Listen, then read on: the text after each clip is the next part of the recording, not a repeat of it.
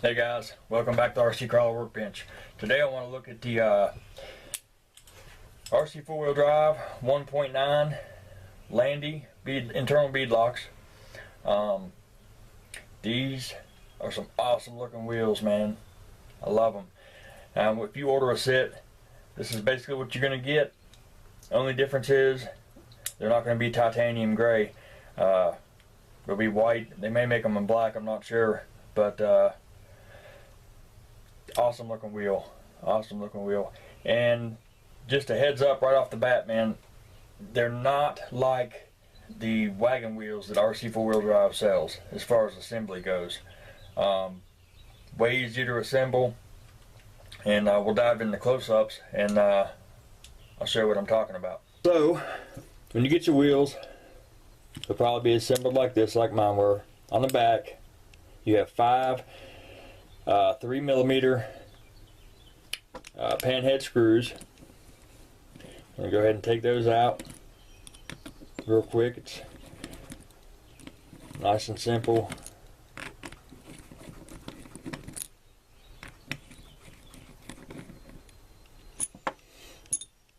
Alright, so breaks down into basically 3 components here.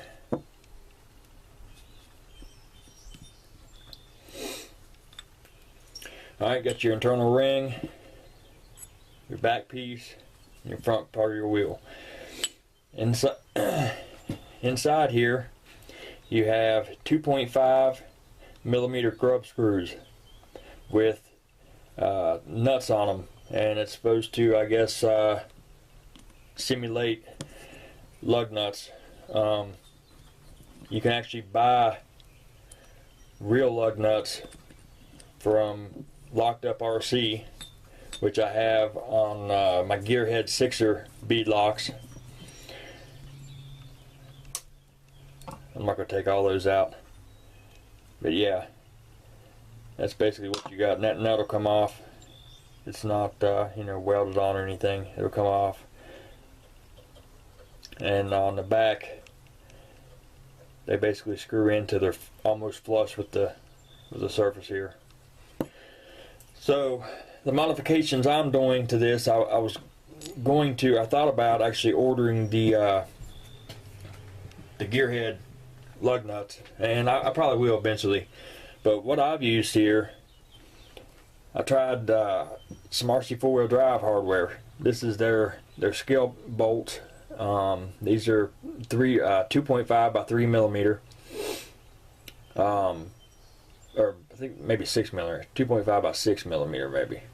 Anyhow, they're I didn't order the tool. The tool was out of stock, so I basically put those in with needle nose, which is you can imagine a little bit tedious, and especially after you know spent time getting them all painted and prepped, you don't want to scratch them all to hell. So if you decide to do that, just take your time. But yeah, those are the RC4WD scale bolts. I think they're going to look pretty good. I might just go with it. But there's a couple ways you can assemble these, which I didn't realize at first. There's a couple different ways that the holes will actually line up. If you look on the back here, let's see, let me find the normal spot. Okay, right there, as you can see,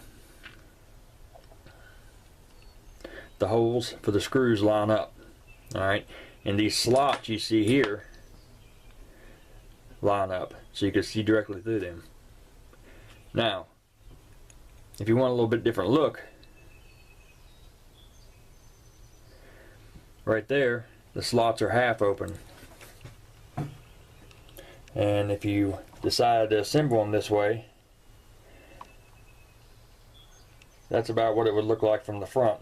So you could have a two-tone if you wanted. Just paint this part a different color or the same color, whatever. And there's also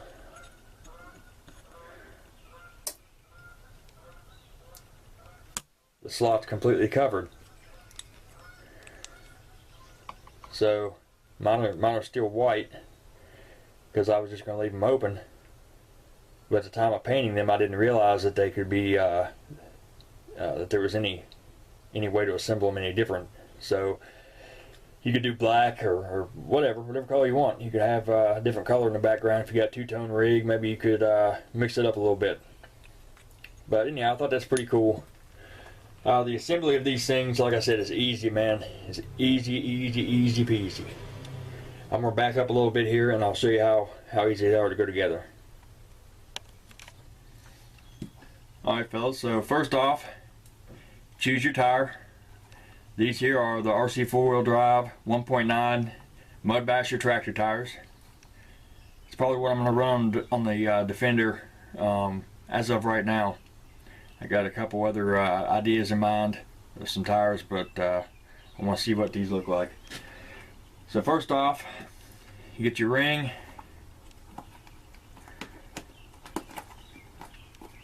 Put your ring in there and make sure it's in there properly. Put your ring inside there, nice and neat. And by the way, the machining on these are great. Just fantastic product.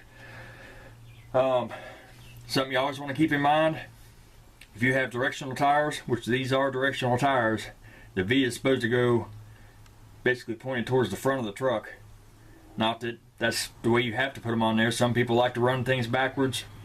Same way with like the Super Swamper boggers. You know, some people said they get better traction running them backwards, with the tread pattern backwards. Some people run the tread pattern backwards in the front and the proper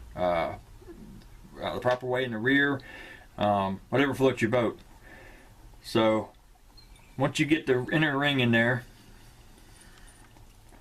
take either your front section or the back section of the wheel, whichever you choose. Now you're going to want to push that down in there, and you want to make sure your bead is properly seated all the way around. Just take the time to make sure it's right. Okay, you're going to have a tire wobbling all over the place if not, and the bead will probably eventually break loose. Alright, that's what it'll look like on the inside. And you can take your outer piece. You don't have to do it in this order. You can do the outer first or whatever. You push it in there, and the way RC four-wheel drive tires and wheels are made, they're made to go together. So there should be no problem whatsoever assembling these, assuming you have the right size tire with the right size wheel. So you got them together. Now when you put them together, something I didn't do just now because I'm just showing you how easy they go together, you want to figure out how you want the back piece to line up, the slots we were talking about a minute ago. So I'm personally going to have mine where you can see all the way through it. So when I stick that in there, I'm going to make sure that they're lined up that way.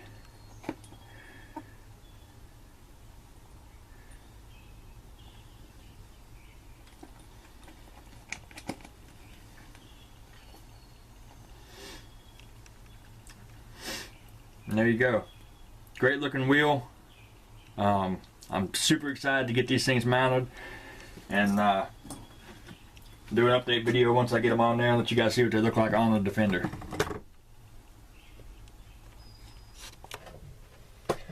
Alright guys, that about wraps this up. I appreciate you watching. Stay tuned for more videos from the RC Crawler Workbench, and we'll see you guys out on the trail. Take it easy.